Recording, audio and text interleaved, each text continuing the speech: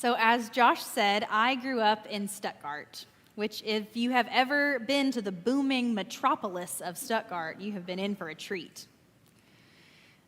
If you drive in, there is a big sign on either side of town as on the way into Stuttgart, and it proudly declares that we are the rice and duck capital of the world. Now, the ducks come because of the flooded rice field, so it's really deep down about the rice. It touches everyone's life in Stuttgart. And while my parents are not rice farmers, my mom worked at Riceland all of while I was growing up, so I heard all about the milling and the price of rice. And my uncles and cousins are farmers, so at our family gatherings, because we're a very close family, I frequently heard them talk about the things that were happening with their fields, things about their equipment, and all the particular challenges of having too much or too little rain and all the things that come with farming. And there is something that I can tell you with great confidence from listening to my family members talk about farming. The farmers I know would never sow the seed like the sower in this parable. I imagine that the early listeners of this story heard it and went, I don't think this guy knows anything about farming. The farmers that I know are planners. They are careful and strategic about their crop. They test the soil, they prepare it ahead of time, they plant it just the right time, use the right fertilizer, and they do their very best to make sure the crops get the right amount of water. And they protect their fields as best they can from pests, from weeds, from disease, whatever might keep their crop from reaching harvest. Now, this sower that Jesus describes is totally different. This sower just walks along, tossing seed all over the place and not sticking around to see it grow. Some of this seed falls in the path where it's eaten up. Some falls in the rocky places, other parts among thorns. Only some of it falls on the good soil. From an agricultural standpoint, this just sounds wasteful. It's careless almost. But of course, Jesus is not actually giving us a lesson about farming, thank goodness. He is telling us something much deeper about the way that God's word enters the world and the way that it takes root in our hearts. Now, this parable comes right in the middle of Jesus' public ministry. He has been traveling around the area. He's been teaching and healing people. And he's starting to face some opposition, having some conflict with folks. The religious leaders have begun questioning and accusing him. And the crowds are very interested in what he has to say. He has been teaching, and the people like what he's saying. So they have come more and more. They've invited their friends to listen until the crowd is huge. They're pressing in on him. And so Jesus has to take a step back. He goes into the boat to get a little bit of distance, and he speaks with his preacher voice so that everybody can hear him. And it is in this setting that Jesus starts speaking in parables, short, earthy stories that invite people to listen and reflect and try to figure things out. Because most of the time, Jesus leaves these stories open-ended, allowing people to wrestle with their meaning, try and understand for themselves. But this time, he offers an explanation, one of the few times that he does this. He tells us a little bit later what the different types of soil are. But still, he doesn't define everything. He doesn't tell us who the sower is. So he leaves some room for interpretation. Some have read this parable and focused on the sower as a model for how we are supposed to share the good news abundantly and everywhere, knowing that it very well may fall in some places that it's not received, where it doesn't grow, but knowing that God will get it to the right place and that in those places it will grow abundantly. And I want to say that is an absolutely valid and beautiful reading. I love reading it that way.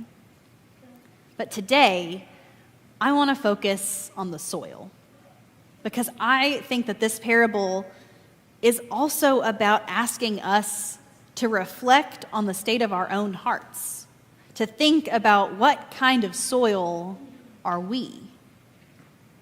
In verses 18 through 23, a little bit later, Jesus gives a breakdown of these different types of soil in the parable. The path where the birds eat it up is where the seed never really gets a chance. Jesus says this is like someone who hears the word but doesn't understand it. The message gets snatched away before it even gets a chance to take root. The rocky ground, this is the person who hears the word and responds with enthusiasm, is excited about it. But it doesn't last. When trouble or persecution comes, their faith withers because they haven't put down the roots that they need to withstand it. The thorny ground, where the seed grows a bit, but the thorns that Jesus says are worries of this life and the deceitfulness of wealth, the temptation of status, they choke it out. So it may grow a little bit, but it doesn't bear fruit. It doesn't become what it is meant to be. And then there's the good soil, where the word is heard and understood and accepted and allowed to grow. And the result is an abundant harvest, 30, 60, 100-fold. Now, as we read this, we tend to want to place ourselves in one of these 4 categories. And those of us who are good church-going people tend to go, well, I'm the good soil, obviously. We've heard the word and heard it well enough that we have come back to church, so we are on the right track.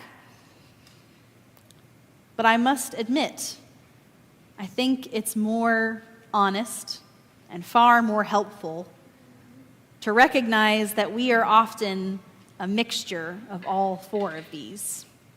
In one season of life, we might be open and receptive to the ways that God is working in our lives and where God is calling us.